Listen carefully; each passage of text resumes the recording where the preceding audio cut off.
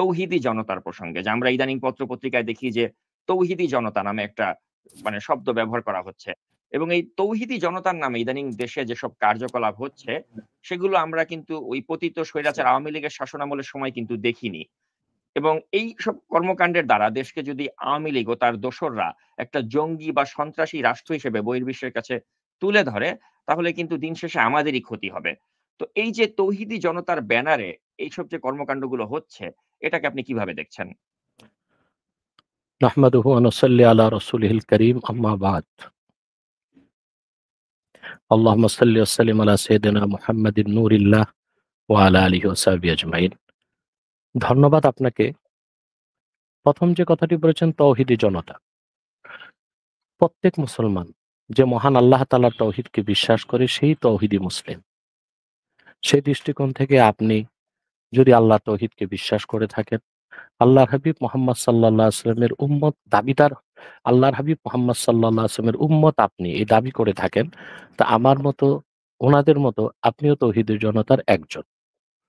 কথা হচ্ছে তৌহিদি জনতা এই ব্যানারে যারা মাঠে নামছেন তারা মুসলিম, আলেম ওলামা, বাংলাদেশে আকাশের নিচে সর্বশ্রেষ্ঠ সন্তান তারা।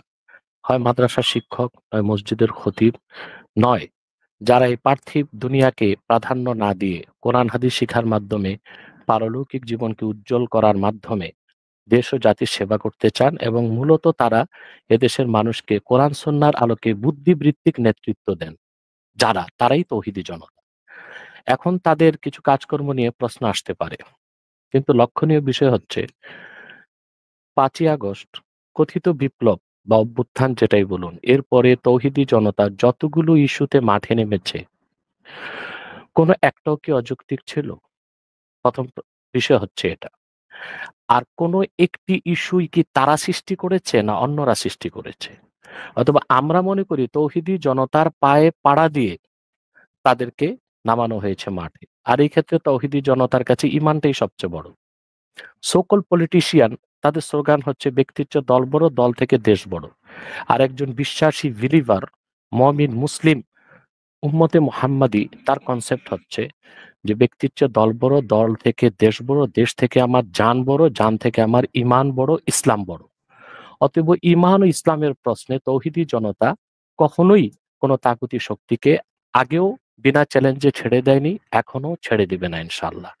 আপনাকে একটা সহজ দৃষ্টান্ত দিচ্ছি।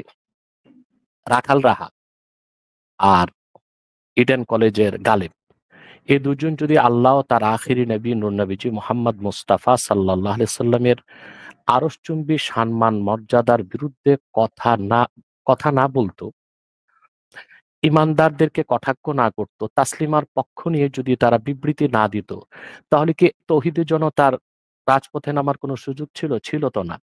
তাহলে দায়ীটা কি তৌহিদি জনতা কি করা হবে? না, যারা আমাদের ইমানে আঘাত করতে চেয়েছে, আমাদের কলিজায় রক্তের ক্ষরণ সৃষ্টি করেছে, তারা দায়ী। সেই রাখাল রাহা এবং গালেব তারা কি এখনো আইনের আওতায় আনা হয়েছে তাদেরকে? অতএব আমি তো মনে করি যে বাংলাদেশে ৫ই আগস্টের পর পশ্চিমা দুনিয়ার যারা রোল প্লে করছে তাদের পয়সায় মদদপুষ্ট হয়ে একদল অ্যাথিস্ট, লেফটিস্ট এবং কিছু মুনাফিক চরিত্রের মানুষ দেশে এমন কিছু উস্কানিমূলক কাজ করছে যে কারণে তৌহিদি জনতা তাদের ঈমান রক্ষায় দায়িত্ববোধের জায়গা থেকে তারা মাঠে নামতে বাধ্য হচ্ছেন। কিন্তু আপনি দেখেছেন তৌহিদের জনতা কোনো সহিংসতা করে নাই। অতএব তৌহিদি জনতাকে দায়ী করা যায় না। এবং বাংলাদেশে তৌহিদি জনতা ছাড়া অন্য যারা ৫ই আগস্টের পর আন্দোলন করেছে তাদের আন্দোলনটা কি গণতান্ত্রিক ছিল, অহিংস ছিল? মনে করুন ৩২ নম্বর ভেঙে গুড়িয়ে দেওয়া হয়েছে, এটা কতটুকু গণতান্ত্রিক কাজ হয়েছে? আমি বলছি না যে ৩২ নম্বর ভাঙ্গা ঠিক হয়েছে কি হয় নাই, আমি বলতাম যে এটা সরকার গ্রহণ করে জাদুকর বানায় দিক। কিন্তু এই যে ভেঙে ফেলা হয়েছে, যখন তখন সমন্বয়করা ছাত্র জনতাকে নিয়ে সচিবালয় ঘেরাও করেছে, যখন তখন ছাত্র জনতা যে কোনো সরকারি দপ্তরে যে উৎপাত করেছে, প্রত্যেকটিতে সহিংসতা ও সন্ত্রাস। সেই অজুহাতে পশ্চিমা দুনিয়া বাংলাদেশকে সন্ত্রাসী রাষ্ট্র বলবে না, অকার্যকর রাষ্ট্র বানাবে না। শুধু তৌহিদি জনতা দ্বীন ইসলামের স্বার্থে মাঠে নামলেই বাংলাদেশকে আবার পশ্চিমারা বা কোনো মিডিয়াতে সন্ত্রাসী রাষ্ট্র হিসেবে আখ্যা দেওয়া হবে। এটা একেবারেই অযৌক্তিক একটি কথা বলে আমি মনে করে থাকি। কিন্তু আমরা বরং এটাও দেখছি বরং এর জন্য তৌহিদি জনতা মাঠে কেন নামছে সে কারণটা বর্তমান সরকারকে খতিয়ে দেখতে হবে। যে দেখতে না পারে আর এদেশের মমিন মুসলমানদের ইনার ভয়েস, তাদের মনের ভিতরে সুপ্ত ভাষণা বেদনা যদি বুঝতে ব্যর্থ হয় ইউনূস সরকার, তো তাদেরকেই বাংলাদেশ অকার্যকর বা সন্ত্রাসী রাষ্ট্রের তকমা পর ব্যর্থতার দায় নিতে হবে, সেটা তৌহিদি জনতা নিবে না। কিন্তু ডক্টর এনায়েতুল্লাহ আব্বাসী আমরা দেখতে পাচ্ছি যে আওয়ামী লীগের লোকজন যারা রয়েছেন তারা কিন্তু এটা থেকে একটা সুযোগ পেয়ে গেছেন। তারা বলেছেন যে যখন শেখ হাসিনা ক্ষমতায় ছিল তখন তো এরকম যারা চলচ্চিত্রের নায়িকা রয়েছেন তারা বিভিন্ন শপিং মল উদ্বোধন করতে যেতে পারতেন। কিন্তু এখন তারা একটা স্টোর উদ্বোধন করতে পারছেন না। বা নারীদের যে ফুটবল টিম তারা তাদের খেলা খেলতে পারছেন না। তো তারা বলার চেষ্টা করছে যে হাসিনার আমলে তো ওই স্বাধীনতাটা ছিল। তো এখন তো ওই স্বাধীনতাটা নেই। এটি দেখিয়ে কিন্তু তারা এই দেশটাকে একটু বিভাজন দেখুন, করতে চাচ্ছে। হ্যাঁ, এটার জবাব হচ্ছে যে আওয়ামী লীগের লোকজন তারা তো ঘোষণা দিয়েই ইসলামী আদর্শের বিপক্ষে অবস্থান নিয়েছে এবং 15 বছর শেখ হাসিনা টিকেছিল পশ্চিমাদেরকে ভোগ দিয়ে, ভারতকে ভোগ দিয়ে, পশ্চিমাদের আর ভারতের ইচ্ছা পূরণ করে। তো স্বাভাবিকভাবে সে অনৈতিক কাজ সেরেক কুফরকে পৃষ্ঠপোষকতা দিয়েছে আর অনৈতিক কাজগুলোকে ব্যাপক করার সুযোগ দিয়েছিল এটা দেখাতে যে শেখ হাসিনা বাংলাদেশে থাকলেই ইসলামী রাজনীতি, ইসলামী আদর্শের প্রতিষ্ঠিত হবে না। অতএব যেহেতু আওয়ামী ফেসিবাদ সরকারের জগদ্দল পাথর থেকে বাংলাদেশকে মুক্ত করার ক্ষেত্রে প্রথম রক্ত দিয়েছে আলেম ওলামা পীর মাশায়েখ 2013 সালের 5ই মে। এর আগে তো কেউ রক্ত দেয় নাই, এত রক্ত দেয় নাই, এত জীবন দেয় নাই। অতএব অন্যরা স্টেক হোল্ডার হয়ে বসে থাকবে আর তৌহিদের জনতা আলেম ওলামা পীর মাশায়েখ তাদের দাবি দেওয়া মোটেও বর্তমান সরকার মানবে না, সেটা তো বড় বৈষম্য এবং ইনজাস্টিস বলে আমি মনে করি।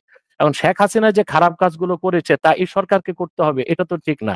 আমরা যেহেতু সংস্কার চাই, সংস্কারের মানেই হচ্ছে হাসিনা ইসলামের বিপক্ষে, মুসলমানের বিপক্ষে যে কাজগুলো করেছে, ইসলামের ইতিহাস, ইসলামের আকায়েদ এবং ন্যাক আমল এবং বাংলাদেশের সংস্কৃতির সাথে ঐতিহ্যের সাথে যা যায় না সে ধরনের কাজ হাসিনা করেছে বলে এখন বর্তমান সরকার করবে, তাহলে আর পার্থক্য রইল কি? ফেসিবাদের মধ্যে আর বর্তমান সরকারের মধ্যে পার্থক্য তো থাকে না। অতএব দেখুন, আওয়ামী লীগের লোক তো বহু কথাই বলবে, সেগুলো আমাদের কানে নেওয়া উচিত না। বরং আমি তো বলেছি যে আওয়ামী লীগকে তওবা করার সুযোগ দেওয়া উচিত, কিন্তু এরকম কথা যদি বলে, এরকম সুযোগ তারা নেয়, তা তো ইতিহাস থেকে তারা মুছে যাবে, মুসলিম লীগের মতো খাতায় কলমে তারা চলে যাবে। তাদেরকে তো এখন অনুশোচনা করা উচিত এবং তবার প্রতি ফিরে আসা উচিত। তাদের আপা তাদেরকে রেখে যে পালিয়ে গেল এক সারিতে বিনা মেকআপে, আপা কি একবার চিন্তা করেছিল যে লক্ষ লক্ষ আওয়ামী লীগের কি হবে? অতএব তারা এখন শেখ মুজিবের আদর্শ আর আপার আদর্শ প্রতিষ্ঠিত করার জন্য আবার যদি ইমানদারদের বিপক্ষে অবস্থান নেয়, তা আওয়ামী লীগের নাম ও নিশানা খাতা কলম থেকে মুছে যাবে। মুসলিম লীগের নাম তো খাতা কলমে আছে, তাদের নাম খাতা কলমও থাকবে না। অতএব আমি আপনার মাধ্যমে আওয়ামী লীগের লোকজনকে নসিহা করছি, তওবা করুন, সংশোধনে ফিরে আসুন। হাসিনা সাব গেনে নারীদেরকে বিদেশ পাঠিয়েছে হাফ প্যান্ট পরিয়ে, এটি কি বাংলাদেশের সংস্কৃতির সাথে যায়? ইসরায়েলের মতো একটা অবৈধ রাষ্ট্র তারা মহিলাদেরকে গেম খেলতে পাঠিয়েছে, দেখান তো একটা প্রমাণ। বাংলাদেশ একটি দ্বিতীয় বৃহত্তম মুসলিম রাষ্ট্র, ইসলামের দৃষ্টিকোণ থেকে, ইসলামী ঐতিহ্যের দৃষ্টিকোণ থেকে শুধু না, বাংলাদেশের সংস্কৃতির সাথেও তো এটা যায় না। বাংলাদেশে যারা অমুসলিম নারী, হিন্দু, তারাও তো অনেক সময় মাথা ঢেকে চলে, গা ঢেকে চলে, যারা ইসলামকেই বিশ্বাস করে না, পৌত্তলিকতায় বিশ্বাসী। কারণ এটা হচ্ছে বাংলাদেশের একটা সংস্কৃতি চলে এসেছে। উলঙ্গ হওয়া, ল্যাংটা হয়ে যাওয়া, নারীদের বসন একদম ছোট করে ফেলা, এটা তো বাংলাদেশের সংস্কৃতির সাথেও যায় না, এটা তো পশ্চিমা সংস্কৃতি।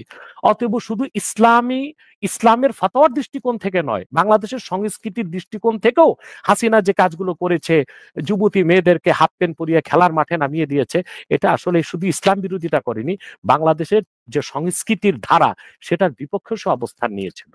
অতএব এই কাজটা বর্তমান সরকার না করলেই প্রশংসার দাবিদার হবে তারা। আর হাসিনার মতো এই কাজগুলো করলে এ সরকারের বিপক্ষ আবার এদেশের মমিন মুসলমান এবং বিশ্বাসীগণ মাঠে নামতে বাধ্য হবে। অতএব আওয়ামী লীগের প্ররোচনায়, উস্কানিতে বর্তমান সরকারের কোনো কাজ করা উচিত হবে না।